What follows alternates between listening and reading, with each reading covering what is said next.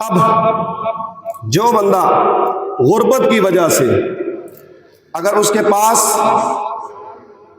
اتنا رزق ہے کہ اس کا گزر و بسر آسانی سے ہو رہا ہے یا 2 وقت کا اس کے پاس کھانا موجود ہے، تو ایسے شخص کے بارے میں نبی پاک صلی اللہ علیہ وسلم نے صحابہ سے فرمایا، میرے صحابہ تم میں سے جس شخص کے پاس 2 وقت کا کھانا ہو وہ اپنے آپ کو غنی سمجھے،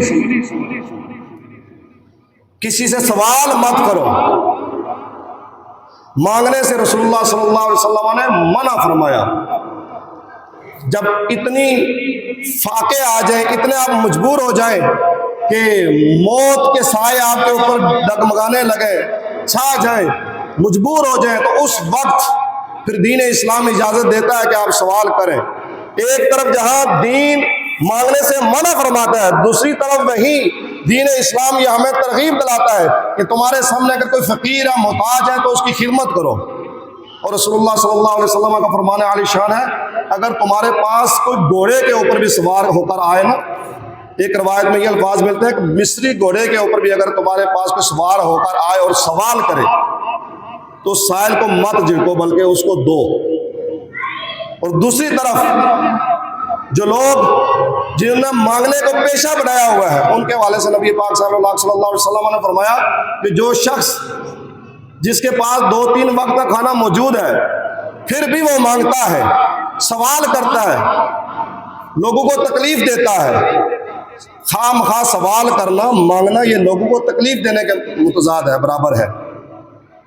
یعنی ایک بندہ ہے، اس کے پاس اپنی ضرورت کی چیزیں موجود ہیں، پھر آپ اس سے مانگتے ہیں، وہ نہیں دینا چاہ رہا ہے، پھر بھی آپ مانگتے ہیں، تو یہ اس کو تکلیف آپ دے رہے ہیں۔ اور رسول اللہ صلی اللہ علیہ وسلم نے فرمایا کہ جو شخص مانگتا ہے، لا یزال الرجل یسأل الناس حتی یاتی یوم القیامت لیس فی وجہہ مدغۃ اللحم، وہ شخص جو مانگتا ہے قیامت والے دن جب وہ حاضر ہوگا تو اس کے چہرے پر گوشت نہیں ہوگا۔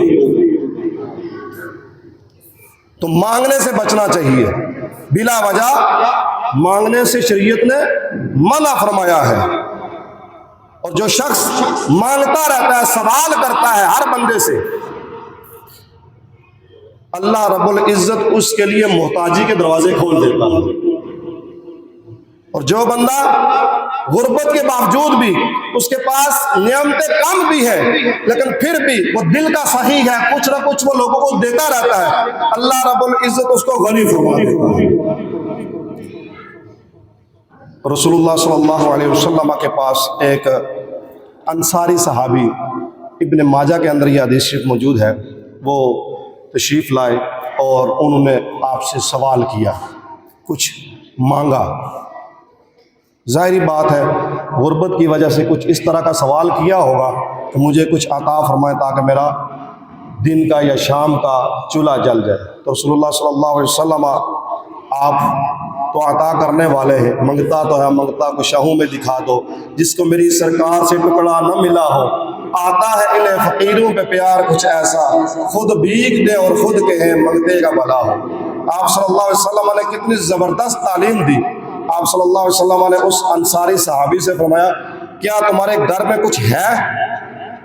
تو اس نے عرض کیا، یا رسول اللہ صلی اللہ علیہ وسلم، میرے گھر میں میرے پاس ایک ٹاٹ ہے اور ایک پیالہ ہے۔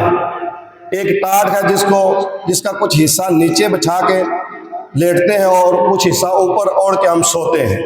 تو آپ صلی اللہ علیہ وسلم نے فرمایا، وہ پیالہ بھی اور وہ ٹاٹ بھی میرے پاس لے آؤ۔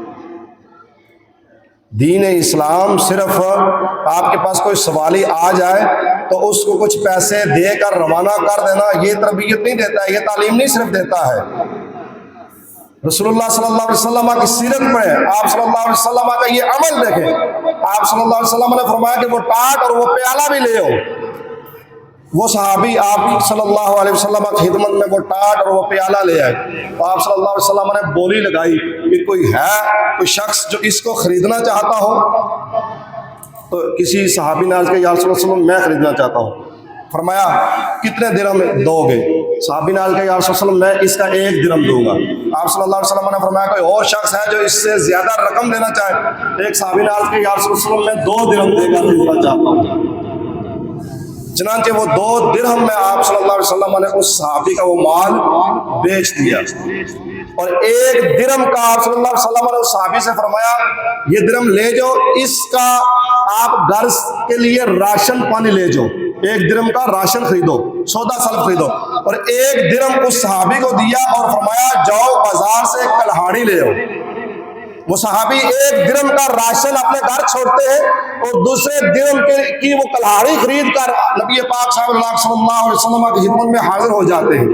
رسول اللہ صلی اللہ علیہ وسلم اپنے مبارک ہاتھوں کے ساتھ، گورے گورے ہاتھوں کے ساتھ اس کلہاڑی کا دستہ تیار کر رہے ہیں، اور اس کلہاڑی کے اندر دستہ ڈال کر اس صحابی کو عطا فرماتے ہیں اور فرمایا جاؤ اس کلہاڑی کے ساتھ جنگل کے اندر لکڑیاں کاٹ کے لاؤ اور بیچو، اس سے جو آمدنی حاصل ہوگی اس سے گزر بسر کرو، اس کے بعد کوئی بھی سوال مانگنے کے لیے میرے پاس نہیں آنا۔ چنانچہ کچھ دنوں بعد 15 یا 20 دن کے بعد وہ صحابی نبی پاک صلی اللہ علیہ وسلم کی خدمت میں 10 درہم لے کر حاضر ہوئے۔ آپ صلی اللہ علیہ وسلم نے فرمایا کہ اب ان 10 درہموں سے تم کپڑا لے کر تجارت کرو۔ دین اسلام ہمیں اس طرح کی تربیت دیتا ہے، اس طرح کی تعلیم دیتا ہے۔ دین اسلام کبھی بھی یہ نہیں کہتا کہ تم مانگنے پہ ہی لگ جاؤ۔ آج اگر ہم ملک پاکستان کے عوام کا حال دیکھیں، نچلے طبقے سے لے کر کچھ تو پیشہ ور بکاری ہے، کچھ تو ایسے بدمعاش بکاری ہے کہ لوگوں کے بچوں کو اغوا کر کے ان کے ہاتھ پاؤں توڑ کر روڈوں کے اوپر بٹھا دیتے ہیں، اور کچھ ایسے شاکر بکاری ہے کہ غربا کے نام سے کہ ہم نے ویلفیئر ٹرسٹ بنائی ہے، بہت سارے لوگ اچھے کام بھی کر رہے ہیں، لیکن اکثریت ایسی ہے کہ غریبوں کے نام پہ پیسہ لے کر وہ خود اپنے بنگلے کوٹھیاں بنا رہے ہیں، کھا رہے ہیں، اور پوری دنیا کے اندر ہمارے ملک پاکستان کا امیج خراب کیا ہوا ہے۔ آپ احباب جنہوں نے باہر ممالک کے دورے کیے دیکھا ہے، عرب کے اندر اکثر لوگ جاتے ہیں حج عمرہ کے لیے، ہر مسلمان کی تڑپ ہوتی ہے اگر کسی اور ملک میں نہیں گیا تو وہاں بھی اکثریت کے ساتھ غار ثور کی طرف جائے، غار ہرا کی طرف جائے تو ہمارے پاکستانی مانگتے ہوئے ملتے ہیں۔ رسول اللہ صلی اللہ علیہ وسلم نے فرمایا کہ جو شخص بلا ضرورت مانگتا ہے، قیامت والے دن جب وہ اٹھایا جائے گا تو اس کے منہ پر گوشت نہیں ہوگا۔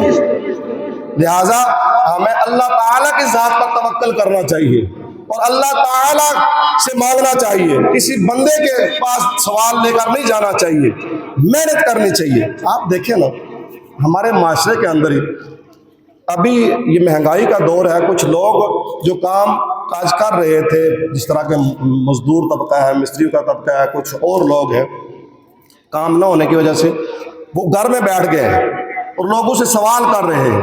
بھائی کچھ نہ کچھ آپ سبب تلاش کریں روزی حاصل کرنے کا، اللہ تعالیٰ کی ذات رازق ہے، وہ سبب بنائے گا، جائز طریقے سے تمہیں رزق پہنچائے گا۔ بجائے محنت کرنے کے آپ دیکھتے ہیں کہ غنی کوئی سخی بندہ ہمیں ملے ہم جا کے سوال کریں، یہ کوئی طریقہ کار ٹھیک نہیں ہے، یہ ذلالت کا باعث ہے۔ ایک بندے کی انا ہوتی ہے، خودداری ہوتی ہے، آپ اس کا سودا کیوں کر رہے ہیں؟ کیوں اپنے آپ کو اتنا گرا رہے ہیں؟ اللہ تعالیٰ کی ذات پر توکل کرے اور گھر سے نکل جائے رزق کی تلاش میں، اللہ تعالیٰ کرم فرمائے گا، رزق عطا فرمائے گا۔ آخری بات عرض کر کے اجازت چاہوں گا، توکل کی علماء نے، صوفیاء نے 4 اقسام بیان کی ہے۔